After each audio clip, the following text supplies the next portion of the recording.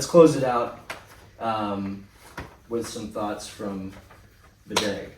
We took a funny video at the end just to kind of capture our thoughts, go around the circle and just be like, I'm tired, I'm sick of this, I want to kill Flenderson. Some other death threats that we've selling all my gear. Some words that probably can't be repeated. And we were asking Homecoming his thoughts, and he was like, get down here and do it. And asking like, hey, what do we feel? And you chimed in, I feel dangerous. And it resonated with a lot of us in a really, really profound way. Why do you think you said that? And what was your meaning behind that? Well, so I think it originated with Lucky, a story. Something he was talking about going down there.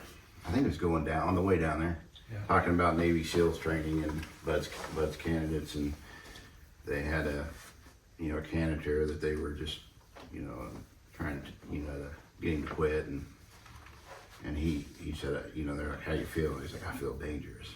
So that's kind of the backstory, but really, in that moment when we were done, and really that stuck with me, is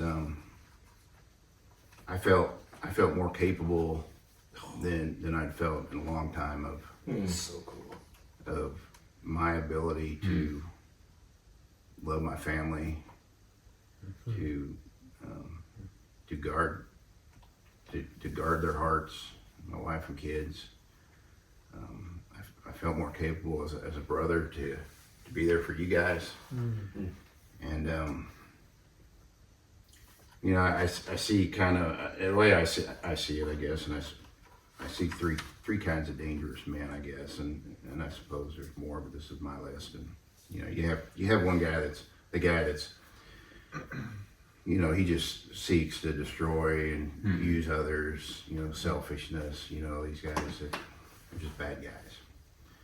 You have dangerous guys that they've given up, right? They're dangerous because of their inaction. They don't fight for their families. They don't fight for each other. They don't, stand up for what's true and right.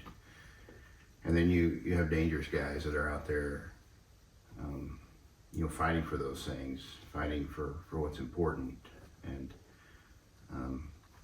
recognizing every day what's important, and not letting those moments pass by, and standing up for their families, and standing up for the brothers or each other.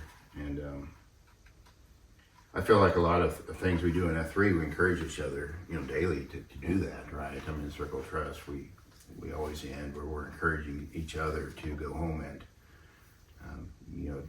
to love our families, to do what we can in the neighborhood or in the community to serve each other, to serve our families, to serve our coworkers.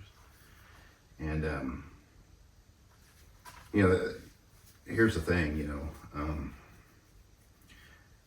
I had kind of this this conversation myself post, once we got home, of what does the next one look like? Is that in my future? Why am I even thinking about this?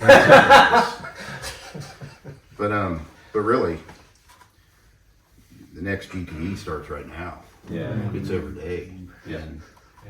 And we're So good. I've seen you guys in action, and holy smokes, I'm glad that you guys are with me in this. Amen. And those guys that that thing where who do you call in the middle of the night? Yeah. It's any one of you guys. Oh man. And I'm thankful that I know you guys. Yeah, right on. So that's a dangerous thing. Yeah. Absolutely. A group of guys that are willing to fight for their families, for our communities, for each other. That's a dangerous thing, and the enemy knows that, and it's pretty awesome. Dude, so good. Well said. Good. Okay, I'm gonna throw a pop one in there. You said, when I asked how you were feeling in that short video, invigorated. Why'd you say that? I don't recall that. Let's go back and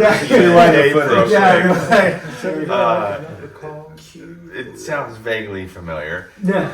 I think part of it, to his point about dangerous, like we had just done something that none of us had ever done before. And we were running high on emotions, on adrenaline. We were just running of like, all right, here we were knowing we'd done an 8-week heavy training program, plus some other stuff mixed in to try to prepare ourselves physically for this.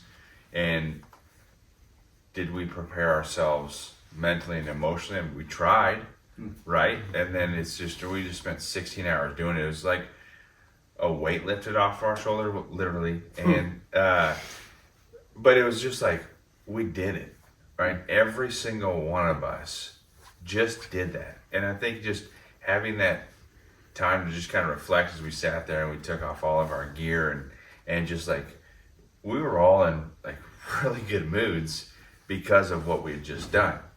And so I think that's where the invigoration part came in of just feeling like, man, like we just did something really freaking hard and we're never going to forget it for as long as we live. And that's just something that nobody can take from us. Yeah. Okay. Well, when we come back, we'll wrap it up with just some quick thoughts from the guys on, for anyone who's considering doing GROWRUCK or even joining F3, maybe you're watching this and you haven't ever been a part of F3 and you're going like, I'm kind of intrigued. Why should I join F3? Why should I go on a GROWRUCK experience if I'm a part of the Wichita region? So we'll come back and we'll talk about that in a minute.